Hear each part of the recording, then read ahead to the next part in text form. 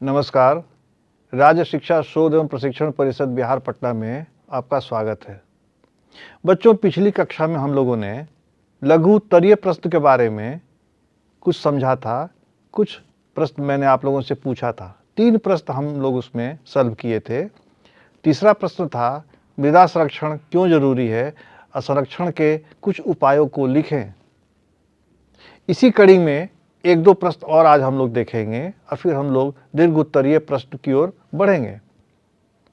चौथा लघु उत्तरीय प्रश्न मैं आपको सामने रख रहा हूं, वह है मृदा की उत्पत्ति को समझाएं। यानी यह जो मिट्टी है यह कैसे बनी। इसको हम लोगों ने जब अध्याय का विस्तार से हम लोगों ने व्याख्या किया था उसमें आप लोगों को बताया था। अब इस प्रश्न का उत्तर आप अपनी उत्तर पुस्तिका में लिखें और फिर तब इसका मैं जवाब बताता हूं। मृदा की उत्पत्ति कैसे हुई, इसका जो उत्तर है वह है चट्टान, जलवायु, वनस्पति, स्थल रूप, ऊंचाई, ढाल, ये सब जो कारक हैं यह मृदा की उत्पत्ति के कारक हैं। ग्रेनाइट चट्टान से मोटे कण वाले बालू प्रधान मृदा तथा बेसाल्ट चट्टान से महीन कण वाली काली मृदा बनते हैं। अब सवाल ये उठता है कि आखिर ये जो कारक हैं जलवायु, वनस्पति, स्थल रूप, ऊंचाई, ढाल, ये किस प्रकार अपना रोल अदा करते हैं मिट्टी के बनने में, मृदा की उत्पत्ति में। तो जैसी जलवायु रहेगी वह उसका असर वहां के चट्टान पर पड़ेगा। अगर वह ग्रेनाइट है तो उससे जो वायु से या फिर जलवायु के चलते, पानी के चलते, बारिश के चलते या ढलान के चलते, स्थल रूप के चलते, जो भी कारण रहा हो, उसके छोटे छोटे टुकड़े होते हैं और इस टुकड़ा एक दिन में नहीं होता है, इसके लिए हजारों साल लगते हैं। उससे मोटे कण वाले बालू प्रधान मृदा बनते हैं। और अगर वह चट्टान बेसाल्ट का है, बेसाल्ट चट्टान है, तो महीन कण वाले काली मिट्टी बनते हैं। तो जिस प्रदेश में काली मिट्टी मिलती है, जैसे आप लोगों को अध्याय में बताया गया कि दक्कन में काली मिट्टी मिलती है, तो निश्चित तौर पर वहां का जो चट्टान है वह बेसाल्ट का बना हुआ है। और जहां पर मोटे कण वाले बालू प्रधान मिट्टी है तो निश्चित तौर पर वहां पर ग्रेनाइट है।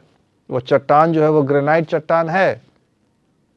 तो बच्चों, इसका जो जवाब होगा कि ये जो कारक हैं, कैसा चट्टान है, जलवायु कैसी है, वनस्पति कैसी है, स्थल रूप क्या है, उसका ऊंचाई कितनी है, ढाल कितनी है, इसके आधार पर मृदा का उत्पत्ति होता है। बच्चों, इसका एक सवाल और हम लोग देख ले, 5वां सवाल, कि भूमि महत्वपूर्ण संसाधन है कैसे। क्या जमीन एक संसाधन है। आपको पहले चैप्टर में बताया गया था कि संसाधन किसे कहते हैं। जो हमारी आवश्यकताओं को पूरा करे वह संसाधन है।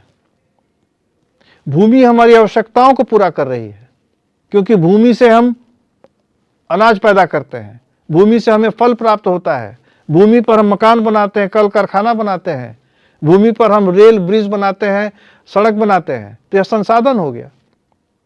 तो यह महत्वपूर्ण संसाधन है कैसे, इसको संक्षेप में आपको लिखना है। जो चैप्टर की पढ़ाई हो गई है इस चैप्टर की, उसी में से 2-4 वाक्य आप लोग अपनी उत्तर पुस्तिका में लिखकर हमें दिखलाएं। अब इसका जो जवाब होगा वह होगा कि पृथ्वी पर कई तरह के पेड़ पौधे नजर आते हैं। वे सब पौधे भूमि से भोजन प्राप्त करते हैं। तथा मिट्टी में ही विभिन्न प्रकार के जीव जंतु भी रहते हैं, उनका भी भोजन मिट्टी ही से प्राप्त होता है। तो अब बताइए कि जो पेड़ पौधे हों या जीव जंतु हों जो कि भूमि से भोजन प्राप्त कर रहे हैं, अगर मिट्टी न रहे तो वहां पर पेड़ न हो। अगर मिट्टी न रहे तो वहां जमीन के अंदर रहने वाले जैसे सांप है, चूहा है, केंचुआ है, सैकड़ों जीव जंतु उसके मिट्टी के अंदर है, वो न जीवित नहीं रह पाएंगे, क्योंकि उनका आहार वे वहीं से प्राप्त करते हैं। तो इसीलिए भूमि एक महत्वपूर्ण संसाधन है, क्योंकि यह वनस्पति और जीव जंतु का एक पोषक क्षेत्र है।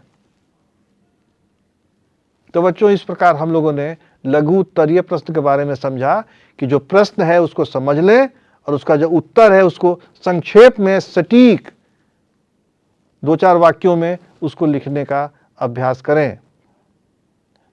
अब हम लोग दीर्घ उत्तरीय प्रश्न की ओर चलते हैं।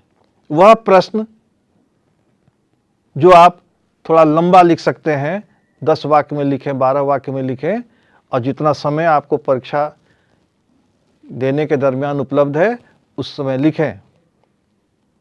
अगर लॉन्ग आंसर लिखा हुआ है दीर्घ उत्तरीय प्रश्न और उसको अगर हम लोग 2 वाक्य में या 3 वाक्य में लिख देंगे तो नंबर हमको पूरा नहीं मिलेगा।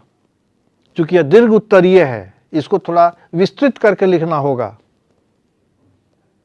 अब इसमें जो पहला प्रश्न है, इसमें हम लोग 2-3 प्रश्न का उदाहरण लेके चलें। पहला प्रश्न है कि भारत में पाई जाने वाली मृदा का विवरण दें। भारत में कैसी मिट्टी पाई जाती है, किस क्षेत्र में कैसी मिट्टी है, आपको अध्याय में आपको बताया जा चुका है। उसको आपको यहां पर थोड़ा विस्तृत तरीके से लिखना है। अपनी कॉपी उत्तर पुस्तिका में इसको लिखें और फिर इसके जवाब हम बताएंगे, उससे मिलाएं कि आपने सही लिखा है कि गलत लिखा है। अब इसका जवाब है कि भारत के उत्तरी क्षेत्रों में, उत्तरी मैदानी क्षेत्र, नदी घाटियों के तटीय क्षेत्र, जो नदी घाटी है भारत में, उत्तरी भाग में जो नदी घाटी है या फिर जो उत्तर का जो मैदान है भारत का, वहां पर जलोढ़ मृदा पाई जाती है। मैंने बताया था कि जलोढ़ मृदा उसे कहते हैं जिसमें जल धारण करने की क्षमता ज्यादा होती है। और यह जलोढ़ मृदा 2 प्रकार की होती है, खादर और बांगर। ये आपको बताया जा चुका है। उसी को यहां पर लिखना होगा क्योंकि वह मिट्टी का एक प्रकार हुआ, जलोढ़ मृदा। अब दक्कन के जो पठारी क्षेत्र हैं वहां पर काली मृदा पाई जाती है क्योंकि वह बेसाल्ट चट्टान वहां पर ज्यादा मौजूद है। और जहां बेसाल्ट चट्टान मौजूद होगा वहां पर काली मिट्टी होगी। तो दक्कन में काली हो क्योंकि वहां बेसाल्ट चट्टान के टूटने से वह मिट्टी बनी हुई है। और चूंकि वहां कपास अधिक होता है, काली मिट्टी में कपास बहुत हो सकता है, उसके लिए उपयुक्त भूमि है, मिट्टी है, तो इसीलिए उसे हम लोग कपासी मिट्टी भी कहते हैं। वह जो काली मिट्टी है उसको हम लोग कपासी मिट्टी भी इसीलिए कहते हैं क्योंकि वहां कपास अधिक मात्रा में पैदा हो सकता है। पठारी क्षेत्रों के दक्षिण एवं पूर्वी भागों में लाल मृदा पाई जाती है। पठारी के दक्षिण एवं पूर्वी भाग में, जो पठारी क्षेत्र है उसके दक्षिण और पूर्वी भाग में दाहिने तरफ और नीचे वह लाल मिट्टी पाई जाती है। लाल मिट्टी इसलिए पाई जाती है कि उसमें लोहा अधिक होता है, लौह तत्व अधिक होता है, लोहा से परिपूर्ण होती है। और पर्वतीय मृदा पहाड़ों पर, पहाड़ पर जो है उस वहां की जो मिट्टी होगी वो पर्वतीय मृदा उसको कहते हैं। जो रेगिस्तान में मृदा होगी उसको हम लोग मरुस्थलीय मृदा कहते हैं। वह राजस्थान में पाया जाएगा, क्योंकि भारत का अधिकांश राजस्थान, ये रेगिस्तान हमारा राजस्थान में है क्योंकि वहां सबसे कम बारिश होती है। जो साउथ वेस्ट मानसून है वह दक्षिण पश्चिम से उठ के उत्तर पूर्व की ओर आता है और फिर वह हिमालय से टकराकर फिर वह बारिश गिराते हुए बिहार, उत्तर प्रदेश, दिल्ली, जब वह राजस्थान पहुंचता है तो उस बादल में पानी की मात्रा बहुत ही कम होती है और रेगिस्तान, वहाँ राजस्थान में बारिश बहुत कम होती है। परिणाम में होता है कि वहाँ की भूमि रेगिस्तानी हो गई है। तो उस मिट्टी को हम लोग मरुस्थलीय मृदा कहते हैं। लाल मृदा तमिलनाडु में पाई जाती है सबसे अधिक, वहाँ पर आयरन बहुत है। लाल मृदा तमिलनाडु में, और लेटराइट मृदा केरल में पाई जाती है। इस तरह यह मृदा का एक रूप हुआ, लाल मृदा, लेटराइट मृदा, मरुस्थलीय मृदा, पर्वतीय मृदा, काली मृदा। ठीक है, तो इस तरह यह मिट्टी का एक प्रकार हुआ जो आपको अध्याय में भी बताया जा चुका था। इसी को यहाँ पर लिख देना है, वह आपको दीर्घ उत्तरीय प्रश्न होगा। क्योंकि यहाँ उत्तर से ही बच्चों आप लोगों को समझ में आ गया होगा कि लघु उत्तरीय से ज्यादा और बड़े रूप में हमको दीर्घ उत्तरीय में जवाब देना है। अगला प्रश्न हम लोग देखें कि भूमि निम्नीकरण एवं संरक्षण पर टिप्पणी लिखें। भूमि का जो निम्नीकरण हो रहा है, उसका जो मौलिक गुण है वो खत्म हो रहा है, वह क्यों हो रहा है तथा उसको कैसे बचाया जा सकता है, इस पर 10 लाइन में लिखें, 8 लाइन में लिखें। लघु उत्तरीय जैसा नहीं, चूंकि प्रश्न है दीर्घ उत्तरीय कॉलम में, इसलिए इसको थोड़ा लंबा लिखेंगे। जो अध्याय के पढ़ने के दरमियान हम लोगों ने जो सीखा समझा, उसी के आधार पर इसका जवाब आप अपने कॉपी में लिखिए और इसके जवाब से उसको मिलाइए कि आपने कहाँ और कितना समझा है और क्या लिखा है। इसका जवाब है, भूमि के स्वाभाविक गुणों में जो गिरावट का जो आना है, जो गिरावट होती है, उसे ही हम लोग निम्नीकरण कहते हैं। भूमि का एक स्वाभाविक गुण होता है, उसमें जो कमी आएगी उसे हम लोग निम्नीकरण कहते हैं। आखिर वो क्यों हो रहा है, उसका कारण क्या है निम्नीकरण का? वह है अति पशुचारण, भूकंप, ज्वालामुखी, भूस्खलन, लैंडस्लाइड, या फिर रासायनिक खाद का प्रयोग, कूड़ा कचरा फेंकना, उद्योग का गंदा पानी, अधिक सिंचाई। इतने जो कारक हैं, ये सभी जमीन के निम्नीकरण का, भूमि के निम्नीकरण का कारक हैं। ये आपको बताया जा चुका है, इसी चीज को यहां लिखना होगा। इन्हीं कारणों से मरुस्थल, भूस्खलन, भूमि अनुवर्रता बढ़ती है। इन्हीं कारणों से मरुस्थल हो जाएगा, भूमि लैंडस्लाइड होता है। इन्हीं कारणों से जमीन में इनफर्टिलिटी बढ़ती है, जो उसमें उर्वरता होती है वो खत्म हो जाती है। तो अब इसको कैसे बचाएं? क्योंकि पहला प्रश्न था भूमि निम्नीकरण, इसके बारे में हम लोगों ने लिख दिया। सेकंड पार्ट है एवं संरक्षण पर टिप्पणी लिखें, निम्नीकरण को कैसे रोकें। अगर इतना लिखकर हम प्रश्न को खत्म कर देंगे तो हमारा उत्तर आधा होगा। क्योंकि प्रश्न है भूमि निम्नीकरण एवं संरक्षण। निम्नीकरण हम लोगों ने बता दिया, अब संरक्षण के बारे में 2-4 वाक्य लिख दें, कैसे बचा सकते हैं। तो वन रोप करके, वन रोपण, जैविक खाद का प्रयोग करके, बायो फर्टिलाइजर, वह खाद जिसमें कि केमिकल नहीं हो, अति पशुचारण पर रोक लगाकर, उबड़ खाबड़ भूमि को समतल करके, क्योंकि जहां उबड़ खाबड़ होगा वहां अवनलिका अपरदन होने लगता है। झाड़ी लगाकर, जितने झाड़ी लगाएंगे उतना ही मिट्टी में कसाव होगा, मिट्टी को बांधकर झाड़ी रखती है। पर्वतीय ढाल एवं तटीय इलाकों में पेड़ लगाकर, ढाल पर पेड़ लगाएंगे तो भूस्खलन की संभावना कम हो जाती है, और तटीय इलाकों में पेड़ लगाएंगे तो जो कटाव होता है वह बचेगा। और भूमि का नियोजित उपयोग करके, प्लान्ड वे में जमीन का उपयोग करके, कि कहां पर क्या बनाए, कैसे बनाए, तो जमीन का संरक्षण हो सकता है। इन सब चीजों से हम लोग भूमि के निम्नीकरण को बचा सकते हैं। तो बच्चों, हम लोग एक प्रश्न और देखें, तीसरा प्रश्न दीर्घ उत्तरीय का, कि मृदा की बनावट एवं सतहों को लिखें। हम जो भूमि का ऊपरी भाग है उसे मृदा कहते हैं। वह सिर्फ धूल के रूप में हमको पता चलता है कि भाई वो हमारे पैर में लग गया या जमीन में लग गया, मीटर या मृदा को उठाकर हाथ में देखते हैं तो वह मिट्टी है, लेकिन उसकी एक बनावट होती है। उसको हम लोगों ने अध्याय के पढ़ने के दरमियान उसको समझा था। उस बनावट को लिखें और उसमें कितने सतह होते हैं, उस सतहों के बारे में समझाएं, लिखें।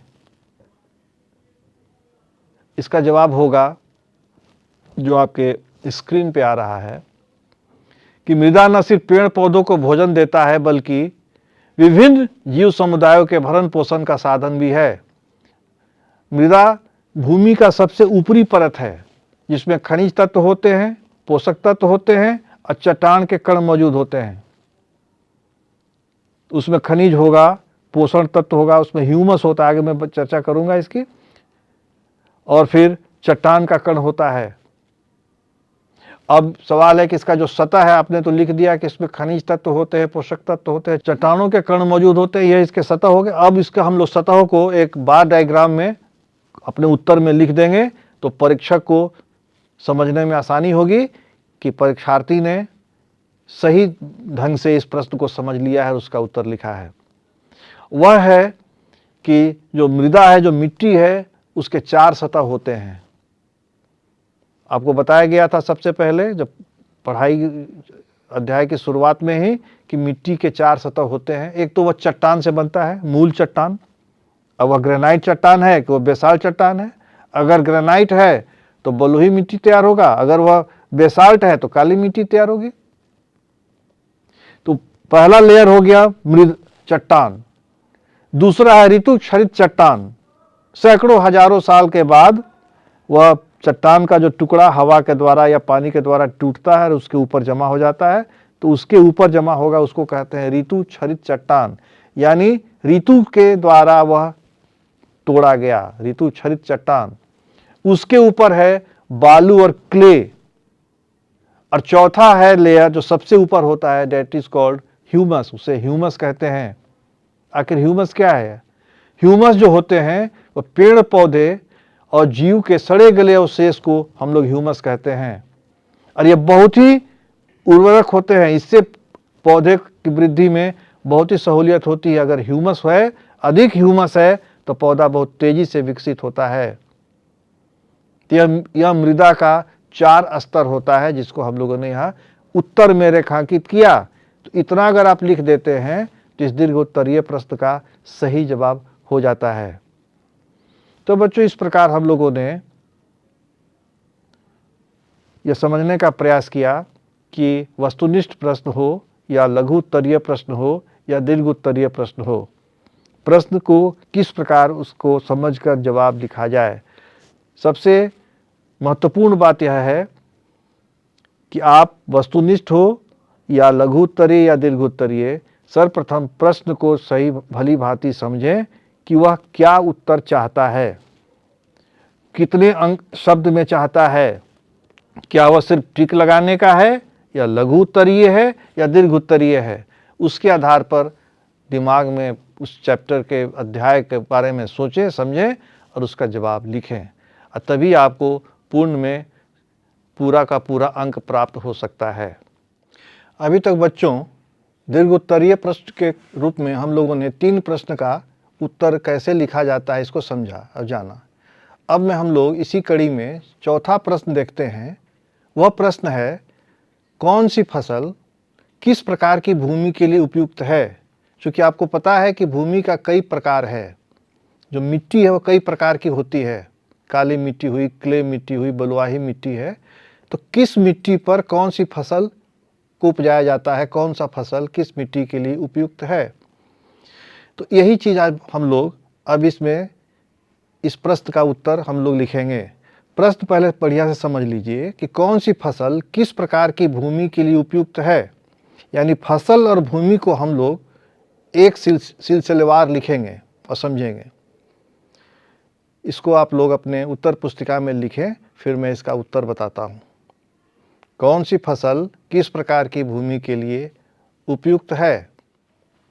इसका उत्तर है, जैसे काली मिट्टी होती है, काली मिट्टी कपास, चावल और गन्ना के लिए बहुत ही उपयुक्त है। जहाँ जहाँ पर काली मिट्टी होती है वहाँ पर कपास, इसीलिए उसको कपासी मिट्टी भी कहते हैं, मैंने आप लोगों को बताया था। तो कपास, चावल और गन्ना के लिए काली मिट्टी, मक्का, मूंगफली, ज्वार, बाजरा, तंबाकू के लिए लाल मिट्टी, यानी जहाँ पर लोहे की मात्रा अधिक है वह मिट्टी लाल है। वहाँ पर तंबाकू, ज्वार, बाजरा, मूंगफली और मक्का, इसकी पैदावार बहुत होती है। फिर उसके बाद हम देखें, तमिलनाडु में सबसे अधिक लाल मिट्टी पाई जाती है। हमने आपको बताया था कि दक्कन के पूर्वी और दक्षिणी भाग में लाल मिट्टी ज़्यादा पाई जाती है। केरल में लेटराइट मिट्टी पाई जाती है। उत्तर भारत के मैदानी भागों में जो नदी के तटीय क्षेत्र में होते हैं उस मिट्टी को हम लोग जलोढ़ मिट्टी कहते हैं। और जलोढ़ मिट्टी का भी 2 प्रकार आपको बताया गया, खादर और बांगर। यह मिट्टी बहुत ही उपयुक्त है फसल के लिए, यहाँ पैदावार बहुत होती है। तो इसलिए यह जो जलोढ़ मिट्टी है यह इतनी उपजाऊ है कि यह पूरे भारत की जितना भी खाद्यान्न है उस समस्या को यह दूर कर सकता है अगर वैज्ञानिक ढंग से इसकी खेती की जाए। क्योंकि मिट्टी जो है भूमि सीमित है, और इस मिट्टी, जलोढ़ मिट्टी पर चूँकि फसल काफ़ी होते हैं, इसलिए इसको अगर सही ढंग से फसल चक्र अपनाकर, क्रॉप रोटेशन जिसको कहते हैं, या फिर मल्टीपल क्रॉपिंग के द्वारा कई फसल एक साथ उगाकर अच्छे प्रकार से सिंचाई करके जैविक खाद का प्रयोग अगर हम करते हैं तो फसल पैदावार हम लोग बढ़ा सकते हैं। इस जलोढ़ मिट्टी पर गेहूं, चावल, मक्का, गन्ना इस सब का उत्पादन बहुत होता है। तो बच्चों, इस प्रकार किस मिट्टी पर कौन सा फसल होता है, इसका उत्तर हम लोग इस प्रश्न में लिखेंगे और यही दीर्घ उत्तरीय प्रश्न में हमारा उत्तर होगा। चलिए एक प्रश्न और देखते हैं। 5वां क्वेश्चन कि मृदा अपरदन पर संक्षिप्त नोट लिखें। ये जो मिट्टी का अपरदन होता है इस पर संक्षिप्त नोट लिखें। इस अध्याय में आप लोगों को 2 शब्द बताया गया, एक है मृदा अपरदन, एक है मृदा निम्नीकरण। दोनों में थोड़ा सा अंतर है। मृदा निम्नीकरण हुआ कि मिट्टी की जो मौलिक गुण होते हैं उसमें कमी आना, जैसे मिट्टी में ह्यूमस है, मिट्टी में खनिज है, मिट्टी में लवण है, मिट्टी में क्षार है। तो खाद के चलते अगर उसमें लवणता बढ़ जाए या उसका ह्यूमस किसी कारण से खत्म हो जाए तो वह मिट्टी का निम्नीकरण होता है। और वर्षा के चलते या हवा के चलते मिट्टी का जो ऊपरी परत है वह खिसक कर टूट कर दूसरे जगह चला जाए, इसको हम लोग मृदा अपरदन कहते हैं। तो जो प्रश्न है वो मृदा अपरदन का है, यानी सॉइल इरोजन का है। इस सॉइल इरोजन या मृदा अपरदन या मिट्टी का जो अपरदन होता है इस पर आपको संक्षिप्त नोट लिखना है। या चूंकि दीर्घ उत्तरीय प्रश्न है तो 8-10 वाक्य में इसको लिखना चाहिए। इसका जवाब आप लोग अपने उत्तर पुस्तिका पर लिखें, फिर हम लोग देखें कि इसका जवाब क्या हो सकता है। इसका जवाब है तेज हवा और बहते जल के कारण मिट्टी की जो परत होती है वह टूटकर अलग हो जाती है और इसी को हम लोग मृदा अपरदन कहते हैं। और मिट्टी के जो परत टूटकर एक कण दूसरे कण से जब अलग हो जाती है तो भूमि की जो उर्वरता है, फर्टिलिटी है, इसमें कमी हो जाती है। तो मृदा अपरदन से भूमि की उर्वरता कम होती है, फसल कम होते हैं। इसलिए मृदा अपरदन को रोकना होगा, इसे बचाना होगा। चूंकि यह एक दीर्घ उत्तरीय प्रश्न है तो यह तो मृदा अपरदन की सिर्फ परिभाषा हुई। अब इसमें आगे देखें कि और हम क्या लिख सकते हैं कि उसके कारक क्या हैं, आखिर मृदा अपरदन क्यों होता है, उसका कौन सा कारण है। पहला है स्थल रूप। अगर स्थल समतल है, सतही प्लेन लेवल पर है, तब तो अपरदन सिर्फ हवा से हो सकता है, पानी से कम होगा। लेकिन अगर स्थल जो है वह उबड़ खाबड़ है या ढाल जैसा है तो उसमें अपरदन ज़्यादा होगा, क्योंकि उसमें हवा का भी प्रवाह होगा, अब पानी का भी बहाव हो सकता है। तो एक होता है स्थल रूप, दूसरा है भूमि की ढाल, लैंड स्लोप। भूमि की जितनी ढाल होगी भूमि मृदा का अपरदन होगा, क्योंकि वह टूट कर वो ढाल में गिरता चला जाएगा, चाहे हवा से हो या फिर पानी से हो। तीसरा है जलवायु, क्लाइमेट का भी बहुत असर पड़ता है मृदा अपरदन पर। वनस्पति विस्तार, किस प्रकार से वनस्पतियों का वहाँ विस्तार हुआ, क्योंकि जितनी वनस्पतियाँ होंगी वह मिट्टी को पकड़ के रखता है, अपरदन होने से बचाता है। तो अगर विस्तार कम होगा, अगर वनस्पतियाँ वहाँ कम है तो अपरदन ज़्यादा होगा। फिर है मानवीय गतिविधियाँ, हम मानव के हरकतों के कारण, गतिविधियों के कारण मृदा का अपरदन होता है। वे इस प्रकार का कार्य करते हैं कि मिट्टी में अपरदन शुरू हो जाता है। जैसे वहाँ पेड़ काट देते हैं, वहाँ पर ढाल बना देते हैं, और भी जो गतिविधियाँ हैं उसके चलते मृदा का अपरदन होता है। अब ये जो अपरदन है इसका रूप होता है, जो सतही रूप में, समतल रूप में अगर मृदा का जो अपरदन होता है, चौरस क्षेत्र में, जमीन पूरा चौरस है, उसको हम लोग सतही अपरदन कहते हैं। और जो ऊबड़ खाबड़ क्षेत्र में जो भूमि है, पृथ्वी है, ऊबड़ खाबड़ है, वहां जो अपर्दन होता है वह अवनलिका रूप में होता है, क्योंकि वहां नाली जैसा बन जाता है। तो चौरस क्षेत्र में सतही रूप में और उबड़ खाबड़ क्षेत्र में अवनलिका रूप में मृदा का अपर्दन होता है। इन्हीं बातों को अगर हम लोग इस प्रश्न में पूरी तरह लिख दें तो हमारा यह दीर्घ उत्तरीय प्रश्न का पूर्ण उत्तर होगा। तो बच्चों, इस प्रकार हम लोगों ने इस अभ्यास के दौरान यह समझने का प्रयास किया कि मल्टीपल चॉइस क्वेश्चन या बहुविकल्पीय प्रश्न, लघु उत्तरीय प्रश्न और दीर्घ उत्तरीय प्रश्न किस प्रकार के आ सकते हैं और उसका जवाब कैसे लिखा जाएगा। मुझे पूर्ण विश्वास है कि आप लोगों ने इसको भली भांति समझ लिया होगा और आत्मसात कर लिया होगा। धन्यवाद।